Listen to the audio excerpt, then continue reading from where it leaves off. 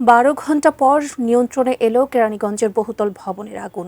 ভোরে বেসমেন্টের ঝুট কাপড়ের গুদাম থেকে জাবাল নূর টাওয়ার নামের বাণিজ্যিক ভবনে আগুন ছড়িয়ে পড়ে। সরিয়ে নেওয়া হয় ভবনের আবাসিক ফ্ল্যাটে বসবাসকারীদের। ফায়ার সার্ভিসের 20টি ইউনিটের চেষ্টায় বিকেল 5টার দিকে আগুন নিয়ন্ত্রণে আসে। কেরানীগঞ্জের আগানগরে জাবালে নূর টাওয়ার নামের বহুতল ভবনটির বেসমেন্টে ঝুট কাপড়ের দোকান ও গুদাম, দ্বিতীয় তলায় গার্মেন্টস অ্যাক্সেসরিজ মার্কেট, তার উপরে আবাসিক ফ্ল্যাট।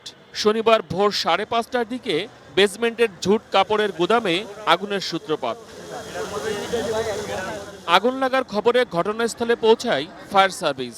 ভবনের আবাসিক অংশের বাসিন্দাদের উদ্ধার করেন তারা। পুরোপুরি নিয়ন্ত্রণে আনতে না পারলেও তাদের চেষ্টায় আগুন দ্বিতীয় তলায় ছড়াতে পারেনি।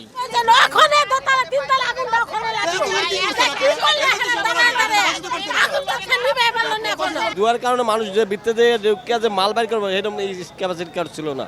আর তখন আবার চিন্তা করছিলাম যে এই সাইডে তেমন আগুন অল্প করে লাগছে, পানি মারলে ওই সাইডে লিবে ফায়ার সার্ভিস যখন আসছে, কিন্তু ওই সাইডে পানি মারছে, কিন্তু বলে নাই এতটা যে আগুন ছেড়ে যাবে কখনো কেউ কল্পনা করতে পারে না। এই মার্কেটে অন্তত 500 রুপি দোকান আছে, গোডাউন টুডাউন মিলে এখানে গোডাউন বেশি, এখানে রাত 2টা 1টা পর্যন্ত কাজ করা হয়। বাড়িতে মাল কিনে আনে, এখানে মাল সাইড করা হয়, বিভিন্ন মাল সাইড করা হয়। অনেক ক্ষয়ক্ষতি, অনেক নিশ্চয় হয়েছে মানুষ, নিশ্চয় না মানুষের ক্ষয়ক্ষতি হয়নি, মালামালের ক্ষয়ক্ষতি হয়েছে। মানুষ তো আগেই নিচে বাসা বাড়ি সবাই নেমে গেছি, যেভাবে হয়েছে নেমে গেছি। কালো ধোঁয়ায় ছেয়ে যায় পুরো ভবন। কিছু ব্যবসায়ীরা জীবনের ঝুঁকি নিয়ে সেখান থেকে মালামাল নিরাপদে সরিয়ে নেয়ার চেষ্টাও করেন, যদিও বেশিরভাগ ব্যবসায়ী তা পারেননি। আমি বুঝি নির্মাণের শিল্প, সালাম স্টিল বোঝে ডিউরেবিলিটি। সালাম স্টিল, মোস্ট ডিউরেবল স্টিল। নিচতলা থেকে লাগার পর উপরে ওই যে আপনার আছে না লিফটের ফাঁকাগুলা, ওগুলো দিয়ে আগুন ওইটা জ্বলছে। এখানে ছিল আপনার জিপার, এলাস্টিক, বাটন, টুল টেপ, মানে অ্যাক্সেসরি আইটেমগুলি। সকাল হইতে এরকম যে হবে এরকম কেউ কল্পনা করে না। ফায়ার সার্ভিস আসার পরে মোটামুটি আগুন নিয়ন্ত্রণে আসছিল।